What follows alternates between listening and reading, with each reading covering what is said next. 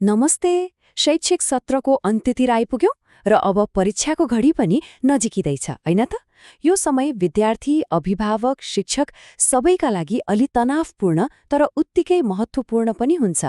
ल, आज हामी परीक्षालाई कसरी आत्मविश्वासका साथ सामना गर्न सकिन्छ भनेर केही गजबका कुराहरू हेर्नेछौं।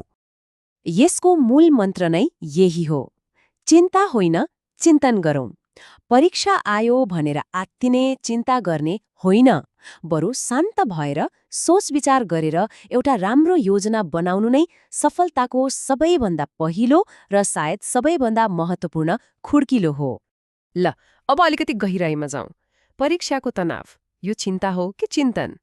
यो सानो सोचको परिवर्तनले मात्रै पनि परीक्षाको त्यो डरलाग्दो तनावलाई वर्षभरि सिकेको कुरा देखाउने एउटा गजबको अवसरमा कसरी बदल्न सक्छ, अब हामी त्यही हेर्छौं। सफल तयारीको कुरा गर्दा यो परीक्षा हलमा गएर सुरु हुने कुरा होइन, बिल्कुल होइन। यसको सुरुवात त घरबाटै हुन्छ। एउटा राम्रो, सहयोगी र शान्त वातावरणले नै सफलताको जग बसाउने हो। यसमा अभिभावकको भूमिका त के भनौँ एकदमै महत्त्वपूर्ण छ। जस्तै घरको वातावरण शान्त बनाइदिने, पढ्ने बेलामा मोबाइल, टिभी जस्ता कुराहरूले डिस्टर्ब नगरोस् भनेर ख्याल गर्ने, अनि सबैभन्दा ठूलो कुरा उनीहरूको आत्मविश्वास बढाउन मद्दत गर्ने, तिमीले सक्छौ भन्ने हौसला दिइरहने। अनि हेर्नुहोस्, लगातार घोटेर पढ्नुभन्दा बीचबीचमा सानो ब्रेक लिँदा दिमाग फ्रेश हुन्छ र पढेको कुरा पनि राम्ररी बस्छ। अब विद्यार्थीको आफ्नो स्वास्थ्य योजनाको कुरा गरौँ। र यो साँच्चै रोचक छ, किनभने यी एकदमै सामान्य ससाना बानी हुन्, तर यिनले नतिजामा आकाश जमिनको फरक पार्न सक्छन्। शारीरिक र मानसिक स्वास्थ्यलाई पहिलो प्राथमिकतामा राख्ने, हल्का सात्विक खाना खाने, अनि निद्रा त एकदमै पूरा हुनुपर्छ।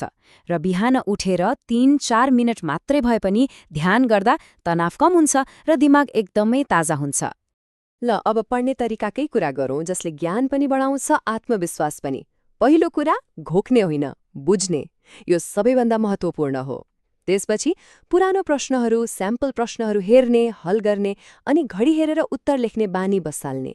यसले परीक्षा हलमा समय पुगेन भन्ने तनावै हुँदैन। अनि साना साना कुराहरू छन् नि, जस्तै कलम पहिल्यै किनेर राम्रोसँग लेख्छ कि लेख्दैन भनेर जाँच्ने, प्रवेशपत्र, पेन्सिल सबै ठिक्क पारेर राख्ने। यति गर्दा परीक्षाको दिन बिहान अनावश्यक हतारबाट बचिन्छ। ल, घरको तयारी सकियो। अब हामी पुग्यौं परीक्षा हलमा। हेर्नुस्, तयारी जति नै राम्रो किन नहोस्, त्यो 3 घण्टामा के गरिन्छ त्यसले नै सबै कुरा निर्धारण गर्छ। आउनुहोस्, अब परीक्षा हलभित्रको त्यो रणनीतिक खेलको बारेमा कुरा गरौँ। परीक्षा सुरु हुनुभन्दा अगाडिको त्यो 5 मिनेट त्यो एकदमै क्रुसियल हुन्छ।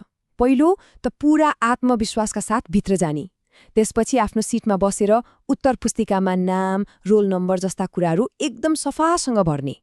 अब प्रश्नपत्र हातमा आयो होइन, आत्तिने होइन।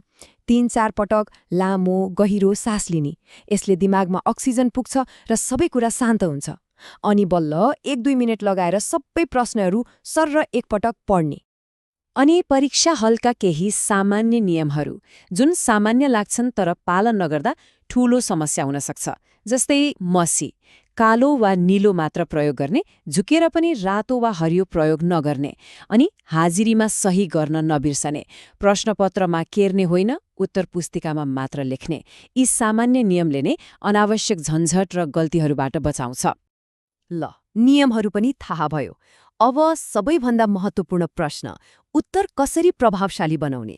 मतलब जानेको कुरालाई कसरी यस्तो तरिकाले प्रस्तुत गर्ने कि जाँचकीलाई पनि वाह लागोस्?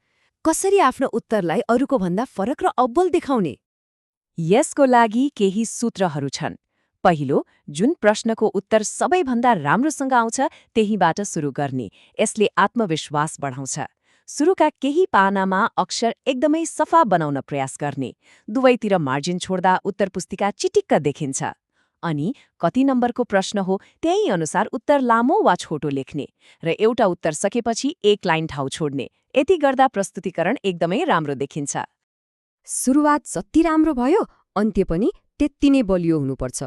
सकभर समय सकिनुभन्दा 10-15 मिनट अगाडि नै लेखेर सक्ने लक्ष्य राख्ने। अनि त्यो बचेको समयमा के गर्ने? सुरुदेखि अन्त्यसम्म सबै उत्तरहरू एकपटक फेरि पढ्ने। कतै केही गल्ती छ कि, केही छुटेको छ कि भनेर हेर्ने। गल्ती भेटिएमा केरमाट गर्ने होइन, सिधा एउटा धर्कोले काटेर सच्याउने। अनि बुझाउनु अघि सबै पानाहरू राम्रोसँग सिलाइएको छ कि छैन त्यो पक्का गर्ने। परीक्षा पनि सकियो, तर कुरा यतिमै सकिँदैन। अब आउँछ अन्तिम चिन्तन। परीक्षा दिएर बाहिर निस्किएपछिको हाम्रो मानसिकता कस्तो हुनुपर्छ? यसले अर्को परीक्षाको तयारीमा र समग्रमा हाम्रो मानसिक स्वास्थ्यमा धेरै ठूलो असर पार्छ।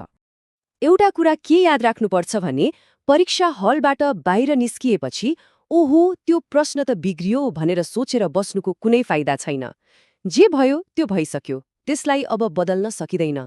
त्यसैले बितेको कुरामा पछुतो गर्नुभन्दा अब आउने अर्को परीक्षाको तयारीमा लाग्नु नै बुद्धिमानी हो। र अन्तमा यो सबै कुराको सार यही हो।